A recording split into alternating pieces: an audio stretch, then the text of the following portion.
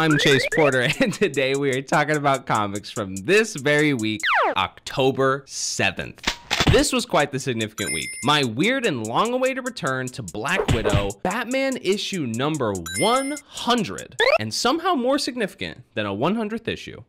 Just this week, we were given X of Swords chapters 3, 4, and 5. Welcome to the New Age Comics Podcast.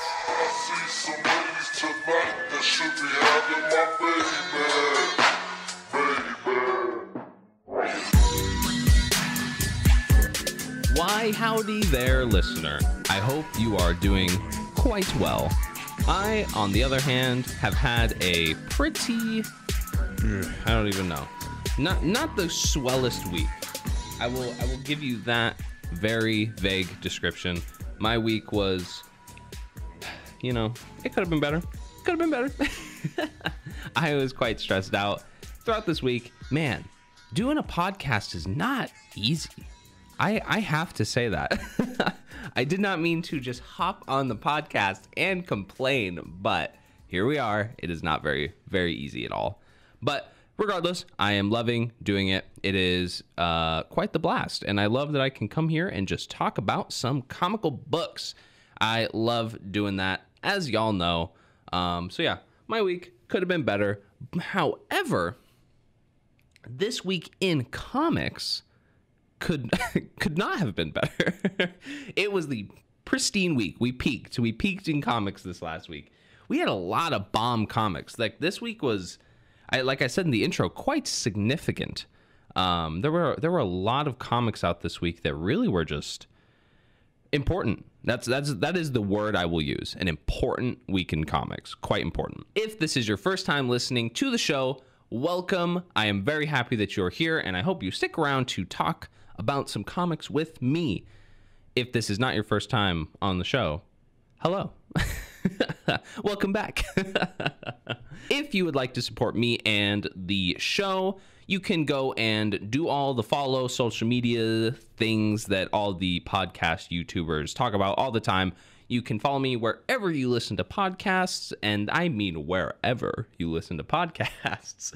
But mainly right now we're on Spotify, Apple Podcasts, Google Podcasts, and Stitcher. So if you're not on that podcast, hey, comment your podcast app down below and I will put it right on there for you, because it's that easy. I can put it on whatever app you need. You can follow me on Twitter at New Age Comics Pod, where I am just doing shenanigans all day on the twit. I'm tweeting out stuff. I just tweeted something out. Oh, my girlfriend liked it.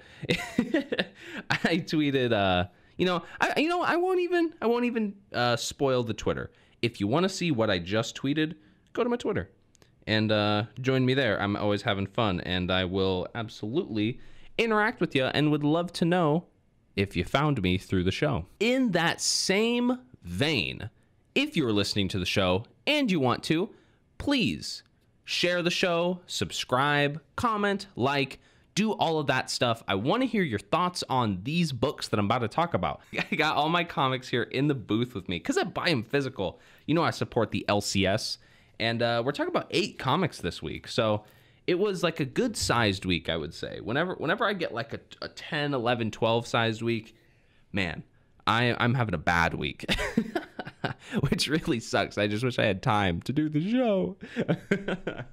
But we got 8 comics here. And let me know your thoughts on them. If you have read one of the comics I'm about to talk about here today, let me know what you think. Let me know what you think of my opinion. Am I wrong? Am I just off the rails like crazy? Let me know. I'm trying to track my mania, my mental state through the comment section via YouTube. It's not a very efficient way, but that's how I'm doing it. And last little bit of this, the best way to help me out with the show is to tell a friend about it. Enough about me trying to monger success. Let us transition into talking about some books. Like I said, we're talking about 8 books today. And before I do that, I always throw out a big old spoiler warning. I guess I don't always do that, but I should always do that. Spoiler warning, I am going to spoil the heck out of all of these books that I am talking about here. Nothing will go unspoken of, untalked about. That's the point of the show. It's a spoiler cast. I want to get deep down and dirty about all the little details and diatribes. I don't know. That's probably not the right word. Throwing out a spoiler warning. Go read all these books. Come back here if you don't want them spoiled so we can really talk about it. Without further ado, let us hop into the comics from this week. We got a lot of X books this week, and as y'all know, we are currently in the midst of X of Swords. So I am going to start with the first chapter that was released this week, and we're going to go through each chapter in a row. So this is going to be like the X-Men corner. So right now, I'm talking about Wolverine issue 6, written by Benjamin Percy, drawn by Viktor Bogdanovic, and colors by Matthew Wilson. So it is X of Swords times. We're in chapter 3. We're following up on X Factor. That was chapter 2. We had the one shot, we had X Factor, now we have Wolvie.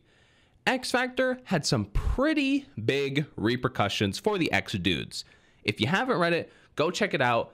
Essentially, they can't get revived anymore. That's a huge freaking deal. That is a very huge freaking deal, especially because the whole gist of the event is they're about to do a tournament, really, like a literal fight to the death. So this is very exciting. This is a very fun time to be an X fan. And the gist of it is there are 10 champions. Haha, 10 of Swords, X of Swords, all of that fun Hickman jazz. There are 10 champions.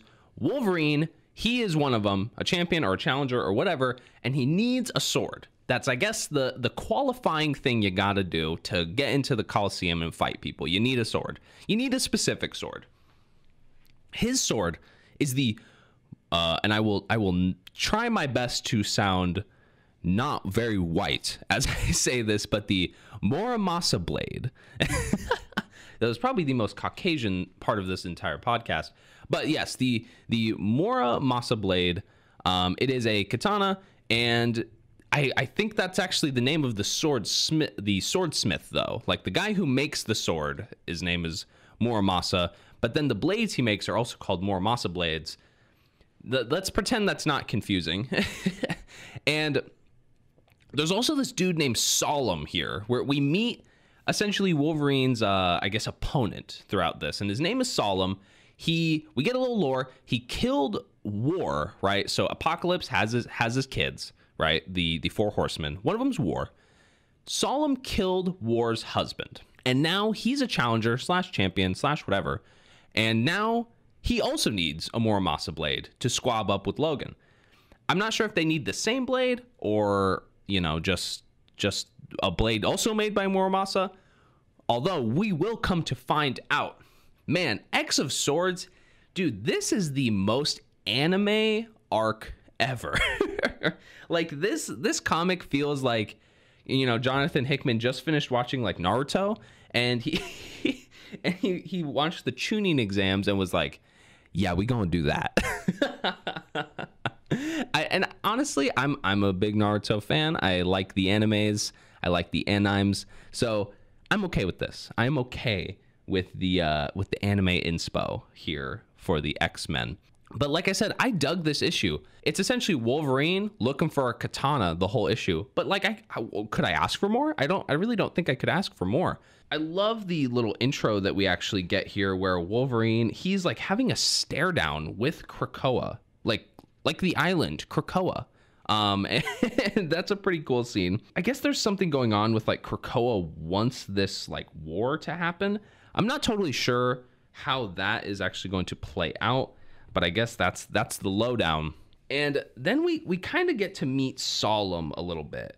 You know, Wolverine, he's on his search for his Muramasa blade, but then we meet Solemn, and he is a very cool cat. He's essentially like the anti-Wolverine is kind of how I would describe it. And in that way, it's like they're actually quite similar, but then they're also very different. Like I said, he killed War's son, and that's 100% going to come back because War has some very choice words for him in this issue, where he's just like, you know what? I wish you were dead, dude. But you were selected to be one of the champions for Akora, so It is what it is. It is what it is. But he learns that he has to go find a Muramasa blade as well. And throughout, we actually get Logan has this awesome montage where he is looking for a Muramasa blade, pretty much like traveling through Japan. It is a true montage scene, and it's great because he's throwing dudes through doors. Like, he walks up to this bar and just kicks the shit out of all the bouncers immediately. He goes to some temple, and he's in this grand library and he's learning about stuff. And then he actually goes and speaks with his old flame, Mariko, which, if you are into the Wolverine lore at all, you know who that is. Off of everything I just described, tell me it's not anime as fuck. Like, tell me it's not anime as fuck. He literally is traveling through Japan, going to temples, like doing the whole like sitting on your knees, drinking tea thing. Just super anime. And of course, Logan's the character for that, right? Because he has a lot of connections with Japan. And I really like how they actually did that montage page where the page itself was really quick and didn't have a lot of words on it.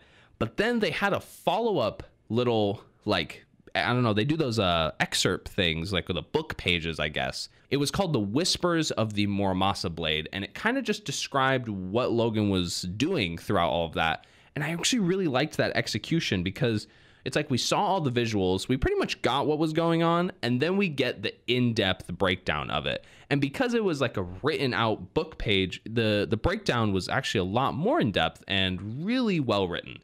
This is all because of the fact that the writer, Benjamin Percy, he is like an actual book author. Like, he's an author. I love the way he executes some of these like excerpt pages that are in pretty much all of the Dawn of X books. Because I think he's just built for it, like he can write these really well written and well flowing just book pages. And I don't know, I really like them. He does them really well in Wolverine and in X-Force as well, which is his other Dawn of X book. So we're scooting towards the end here, and we see that there is this breach between Hell and Earth, and I guess particularly Japan, particularly this mountainous area that Wolverine finds himself in. And in Hell is where Muramasa is, and he needs rescuing. And that is essentially where we leave off with this issue. Like, I thought this issue was super awesome. Very anime, very build up, but I like the new character. I like the new character a lot. Solemn is really cool. The art was, as always, very stellar. I love Viktor Bogdanovic. He gets the flack as a knockoff Greg Capullo, but I think y'all are hating because I just am not picky. I guess I'm just not picky with his art. You're right, it is reminiscent of Capullo, but I remember looking on Twitter the other day, and I saw actually Capullo acknowledged this a while ago, and he pretty much had just said like, hey man, that just is what it is.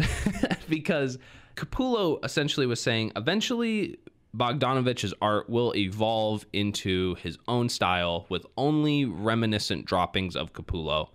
And who knows, maybe Victor doesn't even really acknowledge his influence of Capullo on him. But regardless, I really like the art. And the coolest part, I think, is that this is just chapter 3. I'm about to do something very new and a very first time thing for this podcast where I'm moving right into chapter 4. And the coolest part about that, in my opinion, and the coolest part is that chapter 4 is the exact same creative team with Benjamin Percy and Viktor Bogdanovic. And so when we leave off here with Wolverine finding Muramasa in Hell, we're about to pick right back up there in the next issue. How freaking cool is that? Like, I kind of am just loving this event already for this exact reason. But I digress. X of Swords might be the only event where I can do this. So let's go to X-Force issue 13. Like I said, guys, same creative team. Percy, Bogdanovich, Wilson. We're literally picking right back up. And when I say literally, I don't mean figuratively. I mean literally. Like, it's the next page. This, in trade format, this will be seamless, literally seamless. Wolverine, he is standing over Muramasa's like pentagrammed corpse or something. He's all tied up in this pentagram.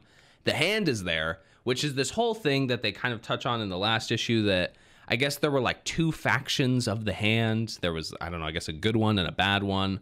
I've never known the hand to be very good, but who am I to say? And apparently Muramasa, he has embarked with the bad faction. But the hand is there. They want to kick Wolverine's ass. There's lots of ninjas there. And Wolverine pretty much incidentally stumbles into hell, which, you know, gives us a bit of an explanation as for some of these like insane little like adamantium skeleton scenes that we've been seeing throughout. I guess that was sort of the in medias res of it all. And throughout the rest of this issue, Solemn is pretty much just hanging out, waiting for Wolverine to regenerate after he gets like, you know, burned to an absolute skeleton, absolute corpse in a place called Hell Hole, not to be mistaken with Hell. I guess it's like a prison within Hell, because they throw Wolverine's corpse over there.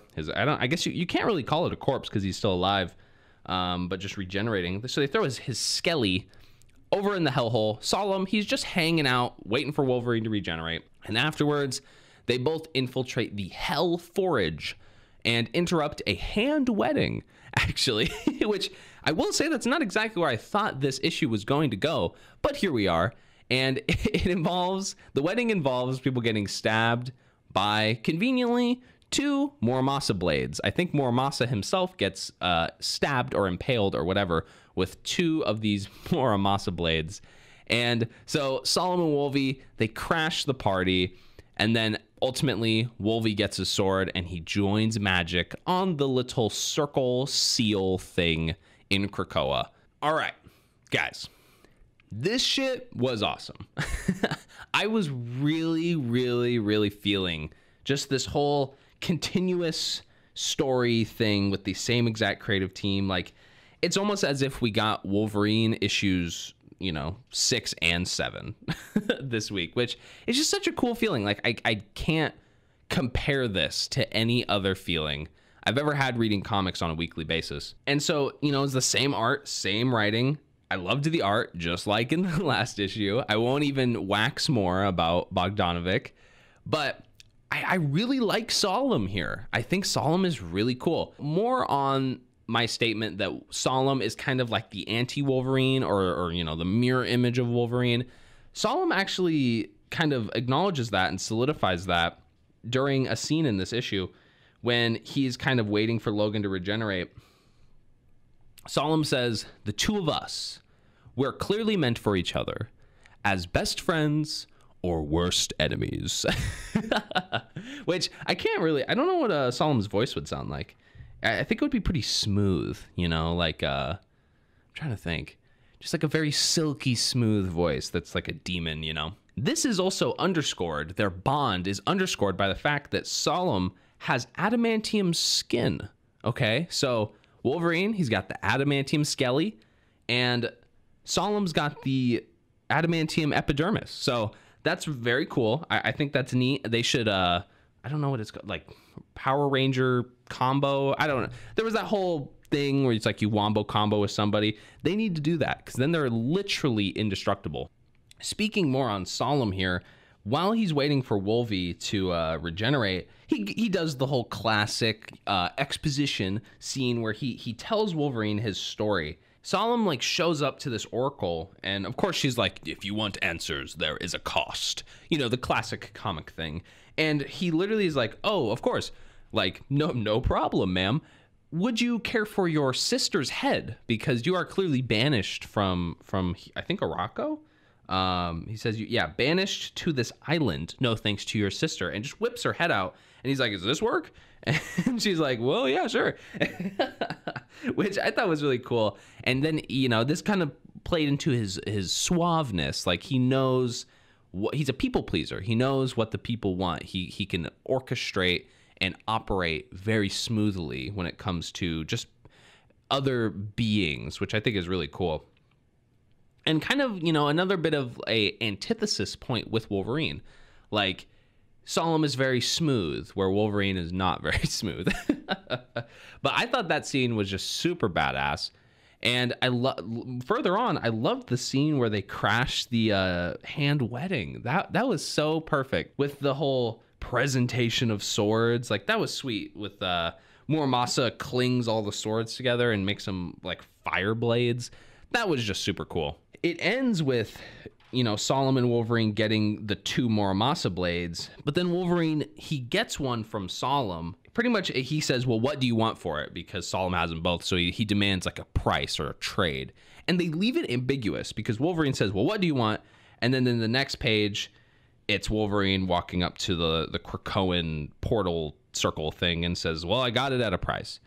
And they left that ambiguous. I'm really wondering what that is going to be. I know Percy was kind of, I don't know, the rollout for Solomon, they were teasing him to be like the new Wolverine villain. And if that's the case, I think that's going to come back later, absolutely. Per usual, Percy is always killing it with these book pages. Like, again, what could you expect? And I was just talking about this, but that last panel was just so awesome with Wolverine walking up to the circle and like slamming his sword into his little tile and it lights up. That was just sweet. I also have a question though. So Magic is still just standing there?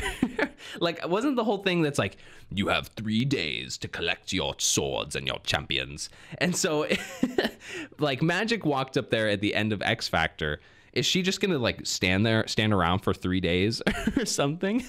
I don't know. I mean, she's just standing there in the same position. So I can only assume, but I really liked these 2 issues, obviously. And like, how was I not gonna?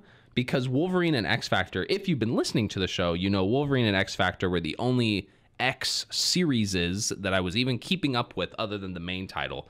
So of course I was gonna love these, but you know, it doesn't hurt to reiterate. These were amazing. You guys gotta read these if you are checking out the whole X of Swords event, because these last 2 issues were really, really cool. I think it was just genius the way that they decided to execute this by queuing up Percy to tell the same story in 2 issues. Like, it felt like we were flipping into the next page, and honestly, that was just so cool. Which is ironic, the release schedule of X of Swords was the thing I actually kind of loathed the most about the event at first. And now I kind of really like it. I like how they're releasing several issues every week. And so speaking of, we have another chapter. That was only chapter 4. So let's move right into the next issue, which happens to be Marauders issue 13, written by Vida Ayala, drawn by Matteo Lolli, colors by Edgar Delgado. Incidentally, this is a podcast first. I've kind of hyped up all my podcasts first at this point, but this kind of doesn't count. It kind of does, it kind of doesn't. I'm reading X of Swords, you know, so you guys are gonna see every X title under the sun over the next couple weeks here. But honestly, I'm very excited for that. But before I hop in, I had a question. I thought Gary Duggan was writing Marauders. Like, am I wrong about that? I tried to Google what series Vida Ayala was writing, and it didn't actually pull up anything. It pulled up one of the Empire books, the Empire X-Men tie-ins. I didn't know she wrote that, but I thought she was writing one of the Dawn of X books. I guess I'm wrong. Either way, this is chapter 5 of X of Swords. And what is this issue? It's pretty much a Storm one-shot, okay? Because I guess she's one of the champions, which is very cool, and she must acquire the Sky Blade, which is this like badass ancient Wakandan sword that's like passed from king to king. It's made of vibranium. It channels weird ancestral energy from beyond the dimensional whatever comic book terminology. And so she goes to Wakanda. She goes there and asks for permission and pretty much gets the like, all right, you're gonna have to wait for T'Challa to come back, because he was gone at the moment. So they had the this like older woman. I don't know who exactly she is. I'm not big in the Wakandan canon, but she essentially hit her with the, you gotta wait. And so she's like, I bet. She decides to wait, and her and Shuri end up having a dinner, which is quite tense. Like, I guess you could say it's sort of the climax of the issue. And okay, that's not true. There is more of a climax later, but that is one of the I guess you could say like character climaxes, because her and Shuri have this like very tense dinner. You know what it reminded me of? This is going to be a very weird reference. So if this is too weird, don't tune out. But it reminded me of that scene in Shrek 2. Okay, you remember Shrek 2, the dinner scene with the where they're like just like brutalizing the food? That's kind of how I felt like this turned out, even though it was not at all like that. It's just a conversation, a tense conversation. But I was thinking of that while reading this book. I wonder if Vita took inspo from Shrek 2 to write some X-Men. I'm sorry, I will stop talking about Shrek. But it comes around, Ororo heists this blade, like full Indiana Jones style. She does the, has the sandbag in one hand and like flip-flops it onto the weighted pedestal. She does all of that, and she steals the Sky Blade from the Temple of the Heart of Wakanda. A very long name for a temple, but a great name for a temple. I thought this issue was really dope. It played as a really cool Storm one-shot, which I'm quite into. Storm is one of those classic X characters, and I'm really into her being a champion because, like, she's an Omega. She's Omega as fuck. So I'm excited to just see her fight and see her kick some ass, or see what she has to fight and see what kicks her ass. I'm not going to be presumptive at all here. I will say this issue was pretty dense. It had a lot of text, and at sometimes it felt like a little sloggy, not in a bad way. Overall, the story was dope, and it was worth it, absolutely, in the end, but it was on the denser end. So, and that was similar to X Factor. X Factor was pretty dense, and I guess that's kind of the issue with the whole one-shot format thing, because that's not a problem that Wolverine and X Factor had, because it was telling the same story, so it got like double the pages, right? And that also being said, both those issues were $4 issues. This is a $5 issue, so it's a little thicker. So they gave her more pages, but really only, I think it comes out to like a 30-page book. So there's a lot of story here, but it's really good story. And the art here is really dope. It's nothing to complain about, nothing that exactly wowed me, but I think this has been the artist for Marauders this whole time. So, hey, if you're into Marauders, you're going to have no complaints here, and I definitely don't either. Another visual thing I got to shout out, Ororo with the white fit. I like her white outfit. I think it looks actually really dope because, it just matches her hair. Like, she just looks so cool. But, of course, when she goes on the heist, she throws on that black fit. I liked that they actually did an intentional outfit change here. I think that's always really cool when comics play with the outfitting of characters. And at the end here, after she steals this Skyblade, and I think she fights everybody in Wakanda for the Skyblade. Like, she fights the whole anti-theft system, and then Shuri actually comes by and they have a whole fight themselves, which is really crazy. Like, Ororo and Shuri fighting, that's not something you will often see. And at the end there, she actually confronts T'Challa because he comes back after his, some mission that he was on. And I actually really liked that scene too, because T'Challa has this line where he's like, if the Krakoan emissary wants to return, they will return not as a thief in the night, but with the permission and grace of Wakanda. I'm loosely quoting him there. And I just thought that was a super well-written scene, and definitely underscores what I think a lot of X fans have been, what would be the word? A lot of X fans have been hypothesizing about lately, which is Krakoa and Wakanda are definitely going to go to war at some point. I think that's something that, most comic fans assume anytime there is any sovereign nation in a comic. They're like, well, they got to go to war with the other sovereign nations. But if that story actually does happen, this is probably the first seed of that, because, Storm literally steals a ancient and precious Wakandan relic that none of them wanted to give her. Barely T'Challa did. And how crazy would that be if T'Challa literally went to war with his wife and the X-Men? That was something I was wondering too. Are they still dating though? They were talking like they were still dating, but also not really explicitly saying that they were still dating in this issue. So I guess, I don't know. Let me know in the comments if you know the answer to that. But I also really like how Storm is very dedicated throughout this issue. You cannot stop her from getting this goddamn sword, and it's just so cool to watch her just be very tunnel visioned, I guess. That was just really neat. And I loved the end here. It looks like they're gonna end each issue off with the person getting the sword and showing up to the place, I don't know, where they stand and sit their swords.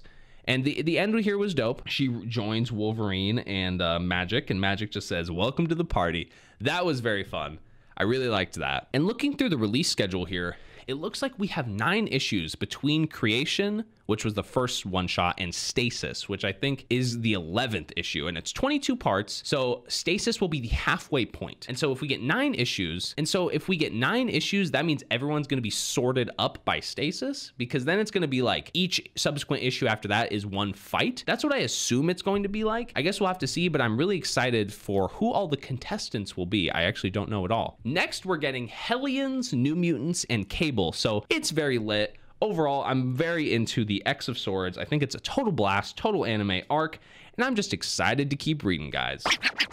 Okay, so moving away from the, X of Swords, X-Men craze, we have a very different book here. This is Ultraman, The Rise of Ultraman, issue number 2, written by Kyle Higgins and Matt Groom, drawn by Francesco Mana, colors by Espen. Oh God, here we go. Grundetjern. I was very into the last issue. If you have been listening, my Ultraman thoughts have been quite positive. I really dug the last issue, and here we have the follow-up. In this issue, our main character, Shin, he's been embroiled in this whole kaiju hijinks. Him and his USP agent friend Kiki, they are investigating this weird energy occurrence, and that apparently they only can compare to a similar incident that happened in 1966 that killed a USP agent. In the last issue, Shin opened fire on this energy thing, because that's what you do. If you don't recognize something, here in America, we just shoot the hell out of it.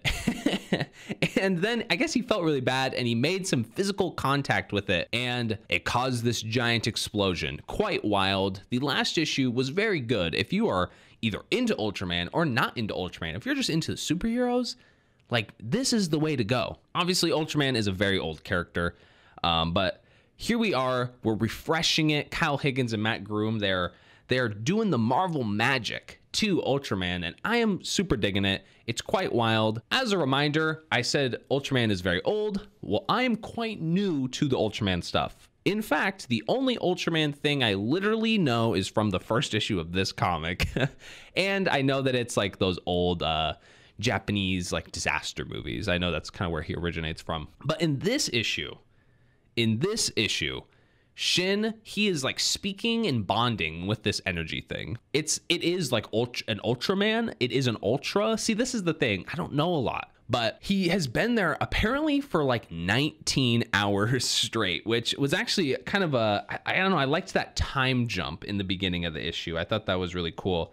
Just to like a soft time jump. It wasn't like a month later or a week later or anything like that. Just like, oh, the events of the last issue, those have been going on for like a solid day now, which I thought was really neat. And he's just floating up there, just like talking and living with this Ultra thing.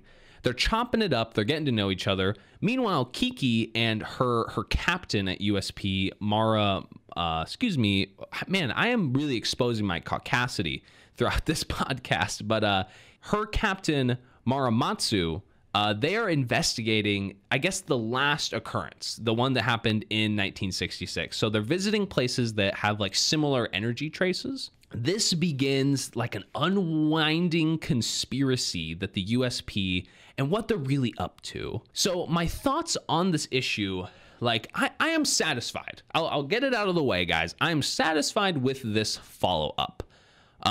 One of my first takes being that this series is actually quite cinematic, which is kind of neat. Obviously, the origins of this idea, of this IP, this intellectual property, is from cinema, from movies. So it only makes sense that we get some extremely cinematic scenes throughout this book. And this is just a general kickoff. The cover here, the cover that's by Jorge Molina, it's like a movie poster. Like I will be displaying it on the screen if you're watching on YouTube. Like, that literally looks like a movie poster. The whole like floating heads collage thing. It's just great. Even the way the title is at the bottom there, I don't know, just so movie to me, and I loved that. And not only that, once we get into the issue, the action and the dialogue here, they flow super well. For instance, there's this like car scene where Maramatsu, he like hops out of the car because they're getting chased by this USP plane that's shooting at him, and he just jumps out, and they're doing the whole motion blur thing, which I love. I love it in comics when they do the motion blur. I don't know like how that's accomplished. I'd assume maybe that's some, you know, like Illustrator effect or something like that. No clue, but however they do it, I'm very into it. And then there are these scenes with, I guess I'm just going to call him Ultra, because that's the only thing he refers to himself as, or it, I guess, this Ultra thing. Ultra and Shin, they're talking in this like energy infinite space. It's just very cool. We also get a little bit of backstory in this issue about Shin and Kiki, and I guess they've always been interested in like the USP. And there is this scene where they're kids and they're kind of just like talking about what USP means. And it's actually a really cool scene. It's very well drawn. They have the whole Pepe Sylvia, you know, board up on the wall. Who are the USP?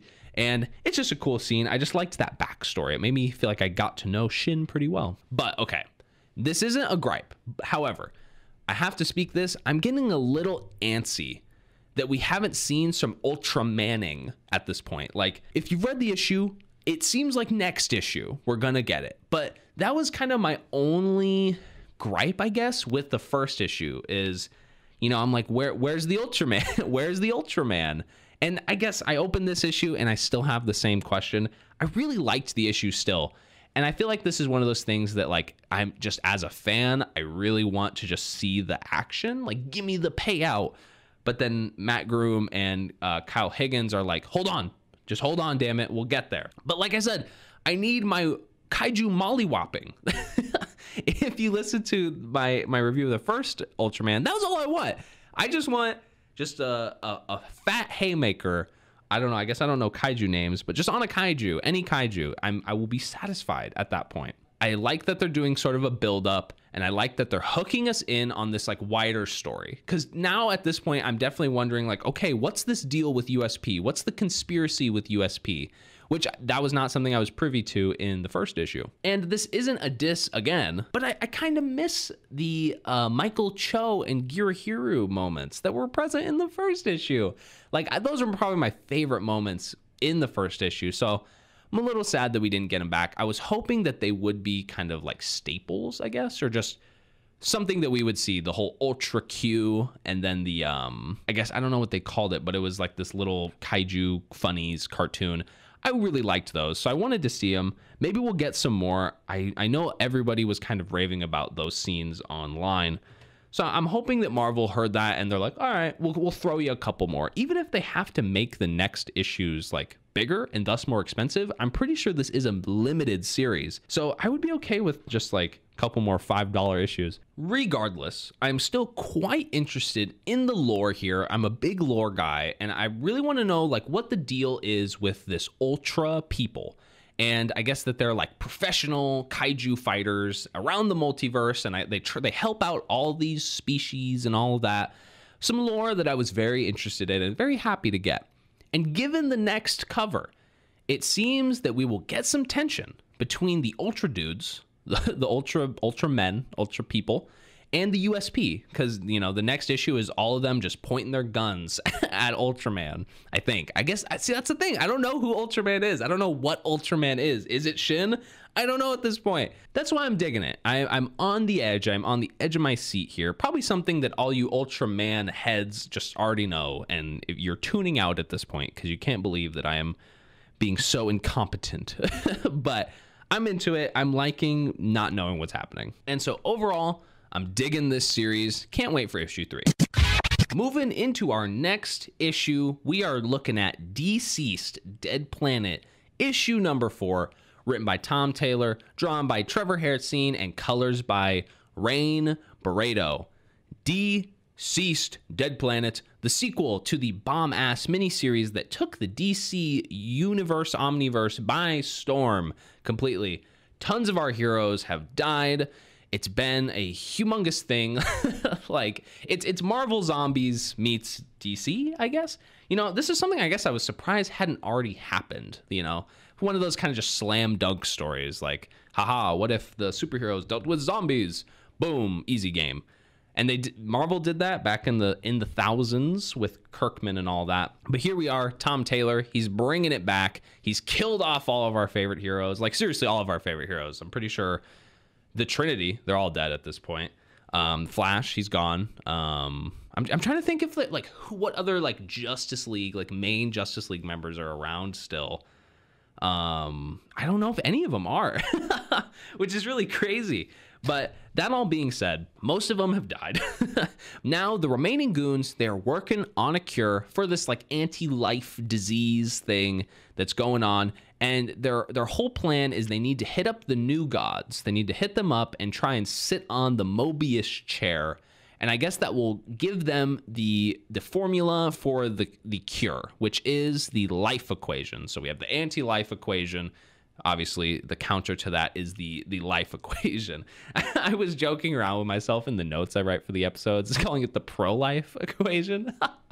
But I don't even want to open that can of worms. But that all being said, I dug this issue. I thought this issue was super dope. One thing I definitely noticed is this issue did a lot of, I don't know how to put it. They did a lot of like character moments. That was something I've been talking about with this series, that it has been very filled with your fill of character lore and nice character moments. It's not just zombies. Like, it's not these silent issues that you can read in like 2 minutes just because it's just action. This is very story driven, very character driven. It's very respectful to the characters and to their, like, I guess just their feelings, you know, which I think that's what makes this series definitely so engaging. I think that's why we're all digging it, because it actually feels like we're reading, you know, The Walking Dead meets DC, because that's the great thing about Walking Dead 2, is it's not just action left and right. Like, you're getting a lot of breaking down of stories and dynamics and characters, and we're getting all that here. I'm really digging Trevor Hairston's art here. I think it's just perfect for this zombie medium. You know, he has a very gritty art style, and I think it just works out amazingly here. There is definitely a handful of very notable moments here. So like I said, our whole squad, they've got this like mother box, I guess is what it is. See, I'm not big into like the New Gods lore. I read Mr. Miracle, you know, the Tom King Eisner winning extravaganza, but I'm not super like deep into like, oh, what's all the like new God lore. But I guess they have this mother box, and somehow, some way, if Cyborg, because Cyborg thinks there's a cure, if he sits on the Mobius chair, then he'll be able to like figure it out, I guess, break it down or something like that, because, you know, his whole body and brain is a computer. But before they do that, they're trying to get Diana back. I think Diana or Dina, Black Canary, right? They're trying to get her back. I think Diana is Wonder Woman. So yeah, they're trying to get Dina back, and so that's also the thing too. She's Black Canary, but she's also Green Lantern, which I think is sweet. Definitely really cool. And there was this whole thing about how they're in Gotham, but Gotham is being controlled by Ivy right now. It's like the plant world, plant dome. It's like utopia, I guess, in this zombie world, which again, very cool details. This was news to me. I forgot that Ollie died, which this is something that you guys will have to help me out with. She won't leave Ollie, which she has. It's really cool. She has him in a Green Lantern bubble, I guess, and she has him like at a distance, which is a very neat detail. They bring her along because they get Dr. Fate to protect Ollie while they're gone, because Ivy won't let Ollie, who's now a zombie, into the plant world. But here's the thing, like, I didn't know Ollie had died, because specifically in the scene right before that, if you have read this issue, you can literally open up. I'm pretty sure Ollie is right there. I guess, I don't know. He's a green guy, or I don't know. Is that Gordon? I really can't tell. I really can't tell. See, and I don't want to waste time on just me not knowing what's going on, but I thought Ollie was still alive. I guess he's not. But moving on, I really liked how they had that whole moment of her just holding on to him in a Green Lantern bubble. That was really dope. After that, though, they go to New Genesis, right? That's the New God world. And I really like here, they kind of do a homage or a rendition of the Mr. Miracle scene between Orion and Mr. Miracle, like where he punches him and then he says stand, and then he's standing, and punches him again, and stand, and then he's standing, and he punches him again. They do a whole rendition of that scene here, but they twist it and do something very different at the end, which I really liked. And pretty much what this is John Kent just says, like, fucking stop it, and just flies and rocks Orion like a whole, like, tomb. Like, that was the onomatopoeia they chose. And god damn, that scene is really sweet.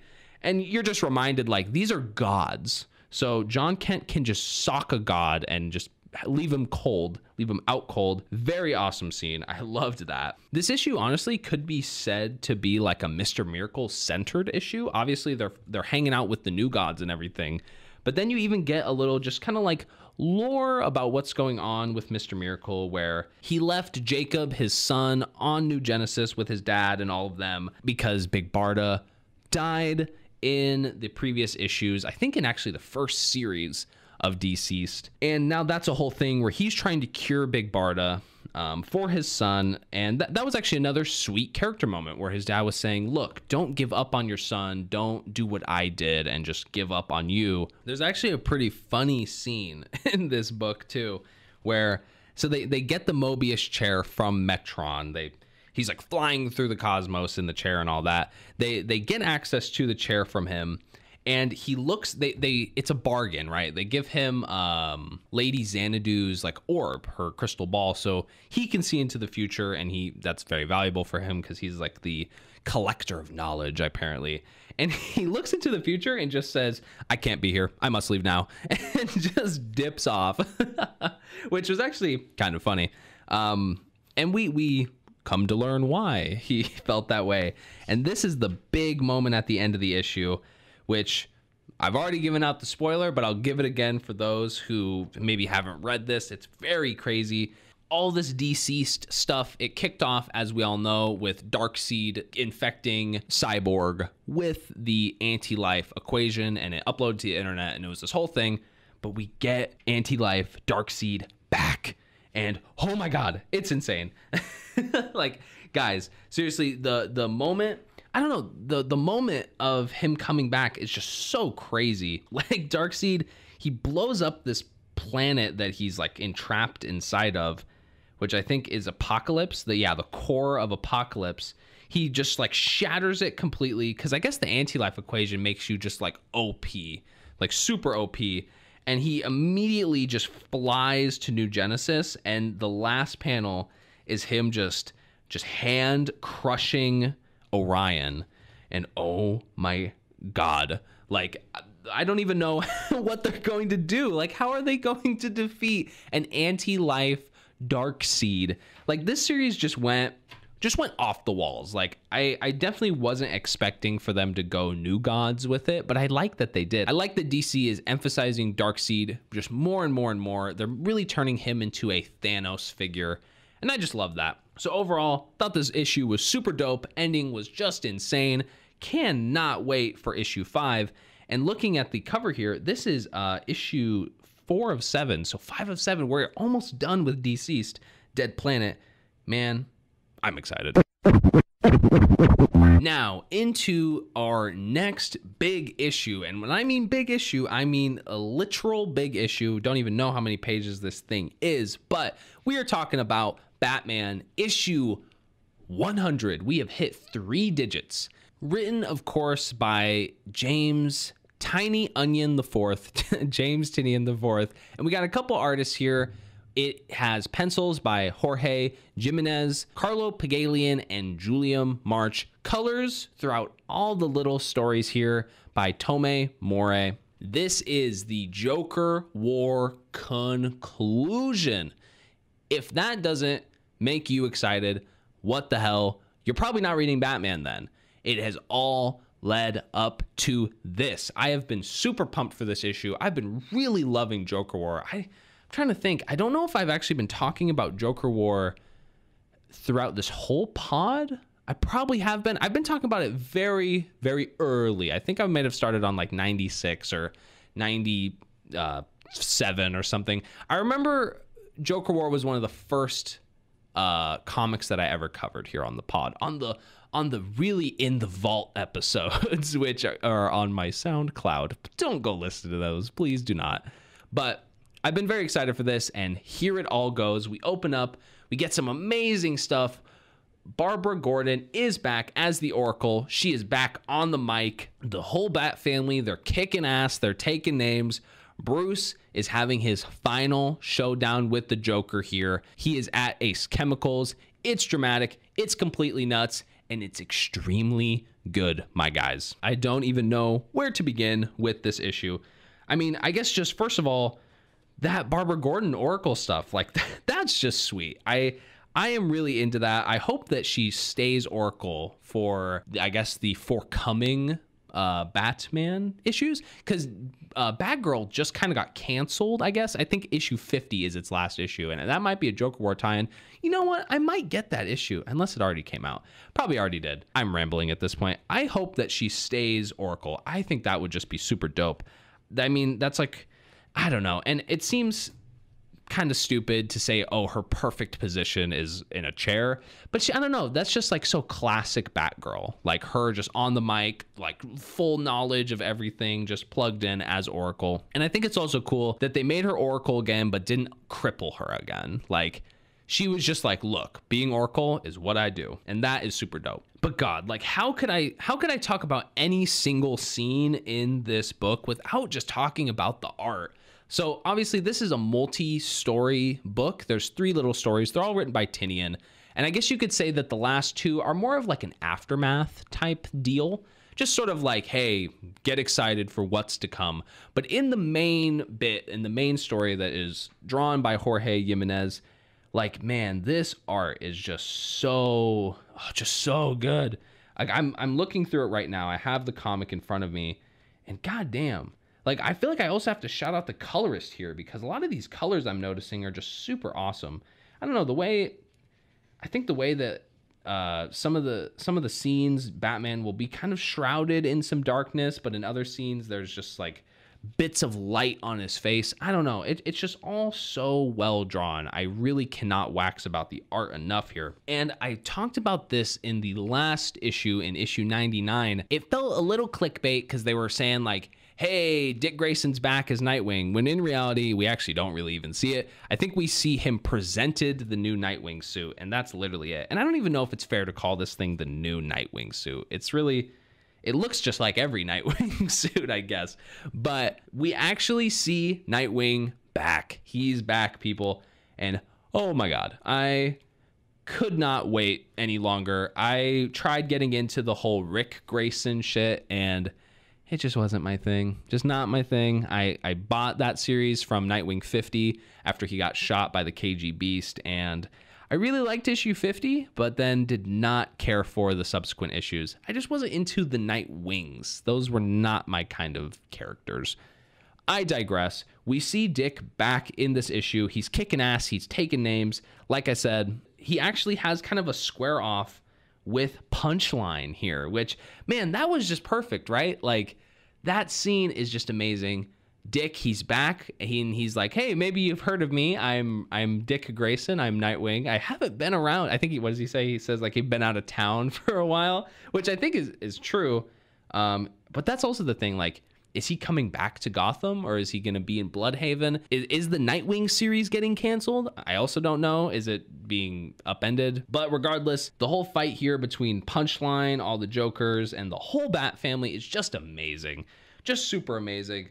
I couldn't get enough of that scene. But throughout all of that, Batman and Joker, they're having this entire huge fight in Ace Chemicals. Joker, I kind of spoiled this on the last episode, but he has like I don't know, it's this like blue Batman suit. It's like the ultra Batman. I don't really know. We got a flash forward in I think one of the early issues of Joker War, and I guess it showed like an aged Batman wearing this like diamond blue suit. That it looks very cool. But now Joker's wearing it, and he's got the whole like haha smiley face written on the whole thing. More spoilers for the last issue, but Joker dug up Alfred's corpse and has like Joker infected him or whatever. And that's also something Batman's literally juggling throughout here, because he's trying to like, he wants to take Alfred home and give him a burial, but he's also trying to fight the Joker, which is just very Joker, right? To like toss him up this terrible situation. Throughout here too, man, Joker is piecing Batman up. He's stabbing him in the chest, in the back, just left and right with batarangs and all of that. He's cutting up his face. He cut off the little ear of his bat cowl. And then Harley comes by and just shoots him right in the eye. Which, as I was reading this, I was like, Joker's dead. Because how could you survive that? But then, of course, they do the whole, haha, you didn't get the kill shot thing. Which, honestly, I was like, how does one shoot someone in the head without killing them? Like, purposely? I don't know. After that, Harley tosses up this crazy cool like ultimatum for Batman. And this is easily, felt like such a climactic, awesome moment and such a great way to end off this event. Full spoilers here. Harley, she wants Batman to just kill Joker. That's sort of been the whole mantra of Harley throughout this Joker war, is just finally pull the trigger. End him, end this craziness and the suffering that he's putting everyone through, including you. Of course, Batman's never going to do it. She straps a bomb to herself and to the Joker. So there's 2 bombs. And this scene is just awesome. She puts bombs on both of them and pretty much says, you're only going to get one. Like, you're only going to be able to disarm one of us in time. And then she just books it, runs off. Batman is then pressed with a choice. Do I go let Harley explode, or do I let Joker explode here? Just super villainous of Harley, but just so cool. I don't know. That was just so perfect. I love how they're turning Harley into a good person, kind of, but then still keeping her doing very morally ambiguous things. And in this episode, I have been talking a lot about cinematic scenes. And here we get a very, very cinematic scene where Batman pretty silently just walks away from Joker, because Joker's hitting him with the whole like, well, of course you're gonna disarm me. Like, you cannot have the Batman without the Joker.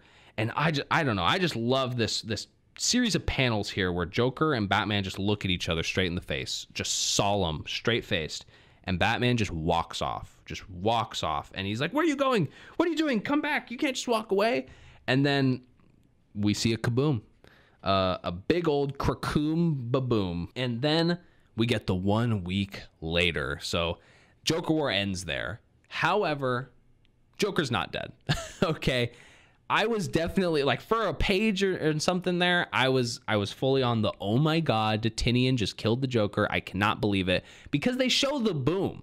But then Batman, he's in the hospital with Harley. She's laid up in the hospital bed, tons of Band-Aids on her, and pretty much says like, hey, I just found the bomb and it was disarmed. Could not find the Joker. So I'm like, oh, all right. They couldn't kill the Joker. It's whatever. A little bit of ex machina there. Like, how did Joker unwrap himself from the ties and then disarm the bomb and then run off, all being shot in the head? I don't know. But then there marks the end of Joker War, guys. Batman, he buries Alfred yet again. There's a very well drawn panel of him standing over the grave with the family. And he says, I had to bury my father again today. Very dramatic, very awesome. And there we go. That ends Joker War. Oh my God. That event was just balls to the walls. So crazy. I can't even like collect my thoughts on it. It was just such a perfect event. Paced so well. Just great cinematic scenes. It felt like we were watching a movie. It did feel very Dark Knight Rises inspired. But then this last panel, we get an epilogue panel here, and this has been teased, but we get the official tease for the Ghost Maker. And bro, you have to look up this guy. You got to look up the design. It is such a cool design. He's like this white cladded, I don't even know, Power Ranger looking guy. He's got 2 katanas. Oh, I'm just so excited. And that's the epilogue here. So I guess that's going to be 101, 102, 103, all of that stuff, which also, as we know, we're getting some Grifter stuff, some Wildstorm Grifter canon things. So I loved Joker War. I am very excited to keep reading. Joker War was just great. Just such a perfect ending. But we're not done yet. We have actually 2 epilogue little scenes here. Some more epilogues. One, we get a story called Intervention, and this is something I was looking very much forward to, and it is the confrontation between Batman and the Clown Hunter, which this scene was very dope. Very much liked this little scene. Batman comes into the Clown Hunter's, like, I don't know, I guess apartment. He hits him with the whole, like, he tells us his name, and so he knows who he is, right? The identity is out, and he is just some kid, and he's very weird. He's a very offbeat kid, which obviously we knew that from the past Joker War Clown Hunter moments, but he is just as weird in this mini. And we get him kind of telling us a bit of his origin. I guess the Joker killed his parents. He's now been orphaned. And you think Batman would tell him, like, you're done. And he kind of does tell him that you're done. However, he actually does him a favor. He gives him a business card for Leslie Tompkins, which is pretty neat. Like, he says, you don't need to go down this road. And he does hit him with the, like, this is your only warning, and I'm not allowing the Clown Hunter in my city, so you're done. But then pretty much is like, get help. I gave you the card, get help. I suppose some counseling was the idea. At first, I thought it was like he was giving him like the medical hookup, right? Like the night nurse kind of hookup. Like, hey, you can go here if you ever need medical attention on the fly. But no, still telling him to stop. But then, of course, the Clown Hunter says, like, yeah, when I'm done. That's pretty much how it ends, and says to be continued in 101. So I'm pumped. Like, is Batman gonna go against the Clown Hunter? I mean, he's only a kid. So is it gonna be some you know, Robins going against the Clown Hunter? I suppose we'll have to see. But I really liked that little mini, and I like how they're leaving the Clown Hunter stuff to continue through the series. Like, this issue did not feel rushed. Even though it was actually a little denser, it did not feel rushed. It does not feel like they're trying to wrap up every loose end conveniently in issue 100. Like, they want us to keep reading. And that is very apparent because we get another little epilogue scene. And what it is it's essentially the Punchline manifesto, right? So it begins with a hooded guy, a purple hooded white hand guy. He's in like a little Gotham bar, Gotham diner. And he's sitting next to this fella and he's reading the newspaper. And there's this whole article about like Punchline is going to trial, right? Because she's complicit in all this Joker nonsense. And then this dude's like, hey, did you see the video? And he's like, no, what? Pulls up this video. And this is where we get like the Punchline manifesto. And she pretty much is saying that she was manipulated by the Joker. She's not saying she had no fault in any of this, but she's kind of tossing it as a bit of a explanation, I guess you could say, that she was being manipulated. She was being turned into something that she was very much not. She says she didn't kill anybody, but didn't stop Joker from killing anybody. I honestly did think that she killed some people. I guess I'm wrong about that. And this all pretty much ends with Joker. He says, like, I have done irreparable damage to the city, which he absolutely has, and it's going to take years to undo, and you'll have to wait and see. And he, of course, he kills the guy who he's with. He infects him with Joker. I don't know, it's like he's smoking like a Joker toxin cigarette or something and leaves the dude dead in the bar. And that is how issue 100 ends off. Oh my God. I realize I've been talking about this issue for a good minute now, but I just loved this issue. The Batman series has just been perfect so far. Like, I have had no complaints from when Tynion started taking it over. I am wondering what is on the horizon, because 86 through 94 was all lead up for Joker War. Now, you know, what's the thing? I like how Tynion, he seems like he's not brushing things under the rug, as it were. Like, he is acknowledging past things. So I'm assuming the next few issues, or at least few arcs of Batman, are gonna center around recovery. It's gonna be like, well, we had City of Bane, we had the Joker War, the City of Joker, and how is Gotham and Gothamites going to recover? I'm very excited for that, because I think it's a very realistic take on it all. And then, how is Batman going to deal with all of these new kind of characters that have entered the fray? Clearly, Punchline is going to be relevant still. So is the Clown Hunter. So is the Ghost Maker. Dick is back. Like, there's just so much going on. Like, Tynion, he walked up in this bitch and was like, hey, I'm setting up like 100 things and y'all are going to love it. And here I am loving it. So I would completely recommend the Batman run to anybody. Joker War, to me, might be an insta classic. I'm not really, gonna make that statement completely, but it's definitely a very solid Batman story that I think everyone will enjoy. So absolutely check it out if you want some Bat goodness. Next, we are talking about Thor issue number 8, written by Donny Cates, drawn by Aaron Kuder, colors by Matt Wilson. We are in Hammerfall part 2 of 2, just a 2-part arc, written by the Donald Cates, and his Thor run has just been so stellar, so good. It's breaking all the records. Like, I was looking through the other day, and I think like every single issue so far has been reprinted, and I think the first arc has all been reprinted like 5 times. Like, can you believe that? 5 reprints. So what is that? Yeah, 5th printing. They're doing 5th and 6th printing of some of these things. Like, Donny Cates is just so ridiculously good at writing comics.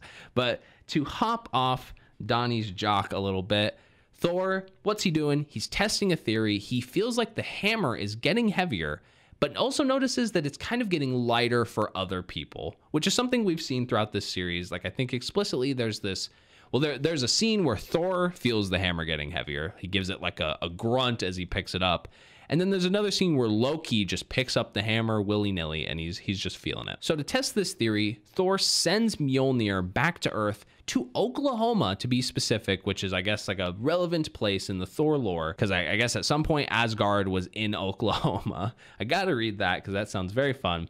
And now this Joe Schmo dude named Adam, he picked up the hammer, and now, the whole thing of whoever holds this hammer, thine have the power imbued by the blah, blah, blah, the Thor, all that stuff. He's Thor. There's a new Thor dude, and his name is Adam, and he looks pretty badass. Iron Man is also very salty because Thor, doxed him in the last issue and put his phone number out there. I gave that phone number a call on the podcast last time. So if you want to hear that, go check out my Thor 7 review a couple weeks ago. And now, what are we doing here? This Adam Thor dude, he's being really cute and having a lot of fun. And that is sort of the gist of this issue. I thought this issue was pretty tight. We kind of get Thor coming back down to Earth here, and he kind of is confronting just this whole situation. Obviously, there's this new Adam guy, and then there's Iron Man here, who's really pissed because Thor is dragging him out and making people call him and all this shenanigans BS. And this is just like a very fun issue. Like, I like that Donnie took a more lighthearted approach to Hammerfall than he did the first arc, which was, I think, called Black Winter or The Winter or something very edgy, because that was a very dark arc. Like, a lot of literal dark black things were happening. And so I like that this is a little more lighthearted, and I think Aaron Kuder is absolutely a perfect choice for that type of vibe. There are just some cute moments throughout this issue. But before I get to those, there is also a very funny moment in this issue where Tony, he's pissed at Thor, right? He's really pissed at him. Thor comes back down to Earth just to apprise this whole Adam Thor situation, and he tries to take the hammer back from him, and Tony just straight up snatches it, which, big question here, I don't know what the deal is with that. So, like, is Tony worthy now? Is that what this means? Or is just everyone worthy of the hammer? Tony snatches the hammer and demands a little chat with Thor. Not only is he pissed for having him release his little number, but he's also a little just pissed on how reckless that was of Thor. And it was a little reckless. He says, like, Doom could have picked up the hammer, and then where would we be? And that's a good point. But then Tony's like, you know what? Until you get your shit together, I'm holding on to this hammer. And Thor is like, well, I don't answer to you, bub. And I tweeted about this little scene. Iron Man just whacks Thor with the hammer right across the face. And this has to be one of the most badass fucking Thor scenes I have ever seen. Because Thor, he does the thing where his head stays where it was at as he got hit. And then just thunder, rumble, lightning starts striking. And he hits Tony with, listen to me very carefully. And as a reader, we're all just like, okay, this is not about to be good. And he does the whole thing of, I am a god, and you are a tin man in a lightning storm. Just, whew, burns like a flaming hammer symbol around him. It's all very edgy, very badass. And Tony's like, you know what? That's a compelling argument. Here's your hammer back. And then Thor's like, you know what? Thanks for making me not test that again. So I really much liked that whole scene. And Tony just kind of hits him with the, you need to relax. Like, you're very stressed out lately. There's a lot going on, which is really true when you think about it. He went through the whole War of Realms. His father died. He's now the All-Father. He's just whacked Galactus. So he's been going through a lot.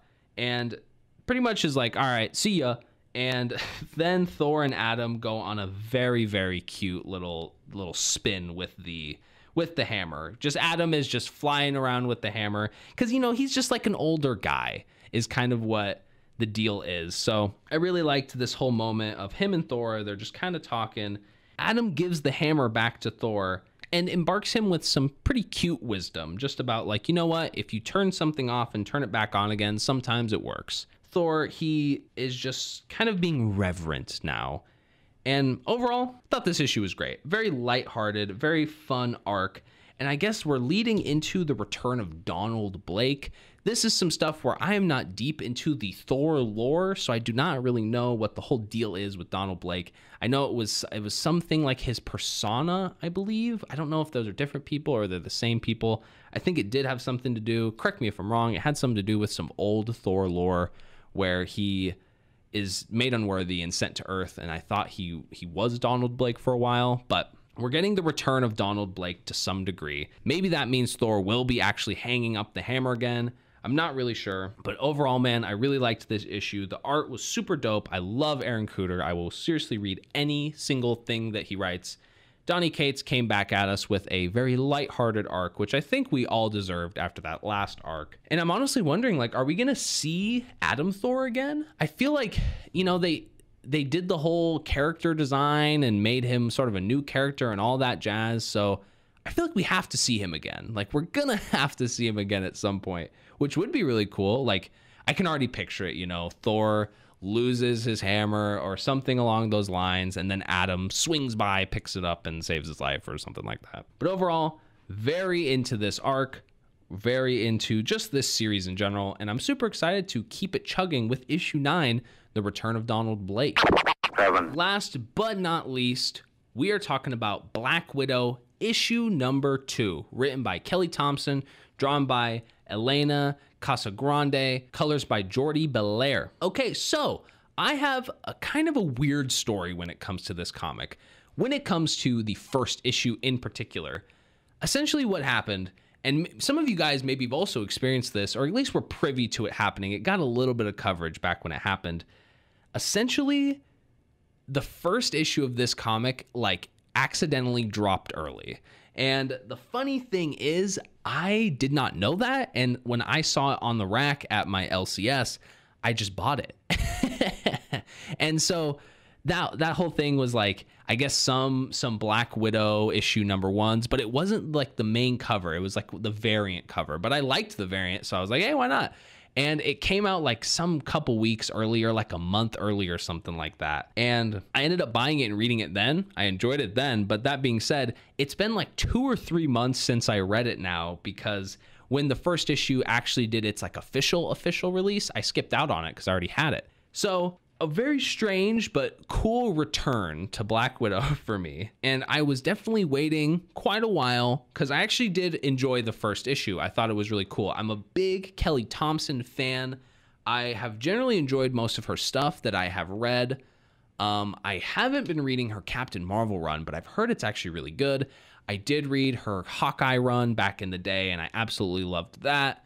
Then West Coast Avengers was chill. Not her best, but was a fun little romp. Unfortunately, it did end. And then I did actually read the first arc of her Deadpool. And the only reason I skipped out on that is because Deadpool's kind of just not my guy. But I really liked the Chris Bachalo art, so I had to hop onto it. And I did enjoy it while it lasts. Deadpool is like the king of the monsters of Staten Island or something. It's very funny. But regardless, Kelly Thompson, now she's sprinkling her little lore into the Black Widow mythos, and I think she's a great fit to write her. And that all being said, though, I can't remember the events of the last issue super duper well, But from the recap page, right, that handy dandy little recap, Natasha has been gone. She's been living just like a chill, normal life. Someone shot her and she fell out of a window naturally. And so she's just been AFK from the superhero game. Clint and Bucky, they're trying to find her. And in the last issue, they do find her. Also, Arcade is involved. So somehow. You remember Arcade from like those, I guess my exposure to Arcade was like those old Chris Claremont X-Men comics. He's sort of, you know, like a Saw figure, I guess, but when it comes to arcades, but not as edgy and gory. Anyway, there's a lot of stuff going on. I do a really bad job of selling that last issue, but it was a really good kickoff. Like, I'm really enjoying it. And the art here is super clean, super nice. I think I could read art like this all day. But in this issue, Clint and Buck, they make contact with Natasha, who she's now like an architect and she's just living a normal life. But now, here's the spoiler, she has a child. She has a kid, plus a husband. Clint and Buck feel quite awkward about that, both of them being her old flames. Later in the issue, Natasha and her husband, they hire a babysitter. They go out to some party shindig thing. She's looking very fine, as she always is. And then there's actually this really dark scene, I will not lie, where Natasha kind of intervenes. And I guess I can't really tell, but it looks like she's stopping like a gang rape that is going on, which again, very dark. However, it actually ends very cool because she kicks like all 5 guys' fucking asses and, you know, like stabs one of them through the hand. And I don't think she kills any of them. Wait, hold on. Yeah, she does not kill any of them. But this kind of ends on some like, how did I do that type shit, which is pretty neat. Something we've seen played out a little bit. The whole like, I lost my memory, but I have this like muscle memory movement, badassery, ninja fighting. Particularly, I'm kind of referring to the Nightwing series that recently came out. But that's how that kind of resolves itself. And then the issue ends with actually a really cool scene where she tucks her kid in, and it's this whole adorable little scene. And then she walks into her garage and she's just like tinkering with something. And she kind of like recoils back and is like, why did I just build a bomb?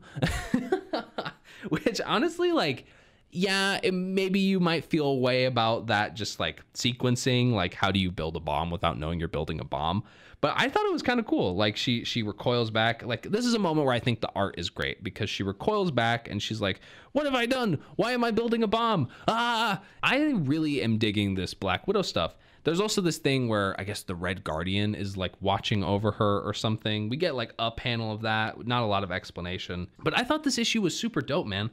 Like I've said a couple times now, I really dig Ilana Casagrande's art. Her art is super great. And I think Jordi Belair brings like a perfect, I don't know, the color vibe of this issue is just super cool. Like the colors are really bright, but they're really solid. But at the same time, it's still very like, I don't know, action-y. I just really dig the art. The art here is something to definitely love the issue for. It's always fun to see Clint and Buck bicker back and forth, especially when it comes to some awkward Natasha, like, we both dated this girl type shit. So, gotta love that stuff. And clearly, Kelly Thompson is no stranger to writing Hawkeye. So, I'm always into seeing some good old Clint Barton shenanigans. I like how this feels like a bit of a fresh take. And I guess I can't really say because I haven't read a ton of Black Widow just in general, but generally I think the vibe of her comics are, I have this dark past of ballet and assassinating, and I it's all coming out. It's all coming to the surface, and it's a huge thing, and no more secrets and all that stuff. And I kind of just like how this is switching the script a little bit. And it may be doing like a comic trope that I'm not crazy about, the whole lost memory, muscle memory thing. But all of that, regardless, I'm still really digging this because it's still very fun to read. Everything is very well paced and all of that throughout this issue.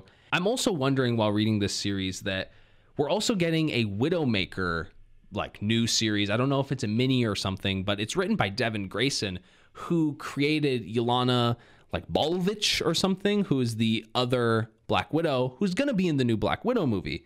So here we are with a new Black Widow series. We're also getting the Red Guardian and Yelena Black Widow, new Widowmaker series.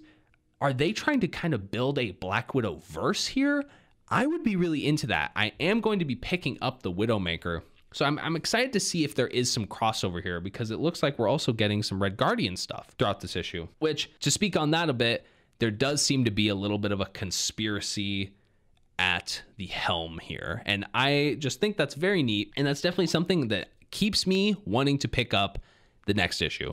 So I'm really digging this Black Widow. It's definitely a very fun, like, kind of standalone series. You don't have to be reading any other crazy Marvel thing. It has nothing to do with the X-Men. It has nothing to do with, I don't know, Empire or the Donny Cates verse. And even though this is kind of like the Kelly Thompson verse, it's not something where it's like, oh God, you have to be reading like a couple other titles just for something to make sense. Like, no, very good standalone series here. Lastly, I have to shout out a little Easter egg that I noticed.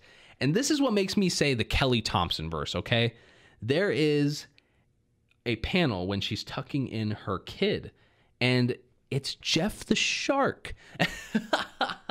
Which, like I said, if you've been keeping up with the Kelly Thompson verse, you know Jeff the Shark, because he was, I think, created in the West Coast Avengers back when there was this whole like animal hybridizing thing. It's a Gwenpool character, which then there's an amazing scene in the Deadpool series where Gwenpool passes Jeff the Shark off to Deadpool, and it's very meta. It's all about how, like, I'm not in any comics anymore, so I'm keeping Jeff alive through canon.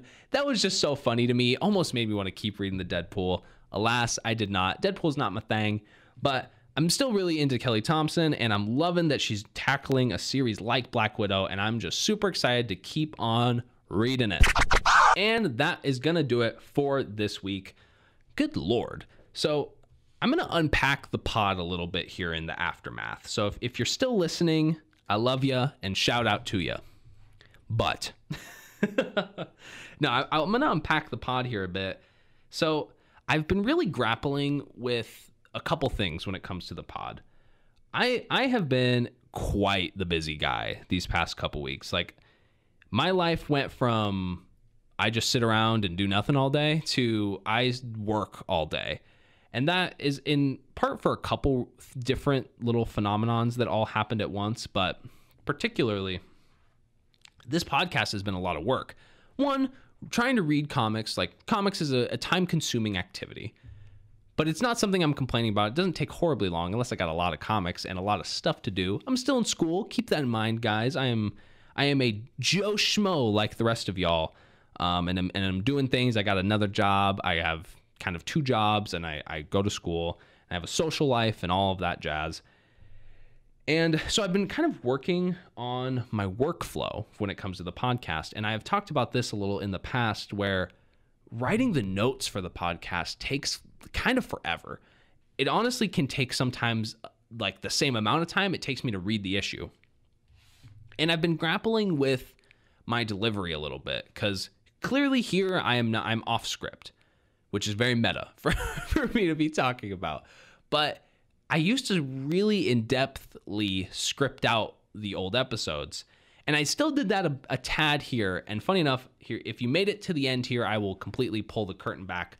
The first 4 issues I talked about in this pod, which were Wolverine, X-Force, Marauders, and Ultraman, I scripted those ones out. Like, I wrote down everything that I kind of wanted to say. But then when it came to the last 4, which were DCeased, Batman, Thor, and Black Widow, I only wrote out the descriptions of what happens in the issue and didn't actually write out my thoughts on the issue. And this was to save time, and it did actually save me a lot of time. But that all being said, guys, this recording is at 2 hours. Which, that's crazy. That's insane. I have not done 2 hours on one of these podcasts like ever. So I'm really worried how long this is going to be. And so I might keep this little outro here at the end really short. But that being said, I am not sure how this is going to turn out.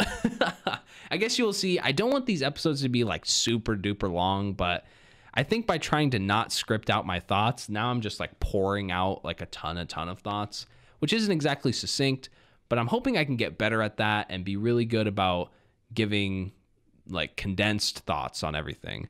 Looking through my notes, I actually did a really bad job of writing down what happens in Batman So I'm thinking my Batman review might be like 20 goddamn minutes. And if that's the case, I'm cutting some of that shit out. Yeah, because that can't be. But it has been a long pod. I'm at 2 hours and 7 minutes now. So I am not going to try and waste any more of y'all's time. If you are listening, thank you so much. It means the absolute world to me. I love doing this pod, and it's a ton of fun, and I love the idea that there's someone out there listening. That just fills me with joy. So if you're listening right now, please let me know. Comment below, DM me on Twitter or something. Let me know your thoughts on the episode. If there's something that you think I could improve on or disimprove on, if there's something that you think, man, that could be a lot worse, but Chase makes it work. Let me know. Compliments are welcome. No, I'm not trying to blow smoke in my own ass here, but I love doing the pod, and I love that y'all listen, or at least someone listens. I'm really trying to iron out how to do things here.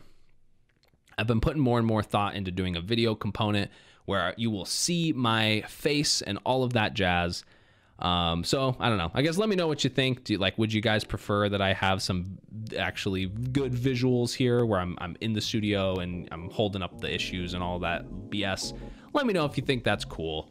And I don't know. I guess last final plug for all my stuff. You can listen to me anywhere you find a podcast. And if you can't find me on the podcast app, let me know and I'll get it up on that podcast app. I'm on YouTube and I'm on Twitter at New Age Comics Pod. I'm doing shenanigans and BS there all the time. So follow me there if you are into the Twitterverse. So that about does it for me. This was another very fun week of doing the pod. Hopefully I will have it out a bit earlier next week. You'll just have to bear with me as I work with my job and all my other stuff. But that all being said, thank you for listening, and I will see you guys next week. If you can, read a comic book and have a good time. All right, guys, I'll see you later. Goodbye.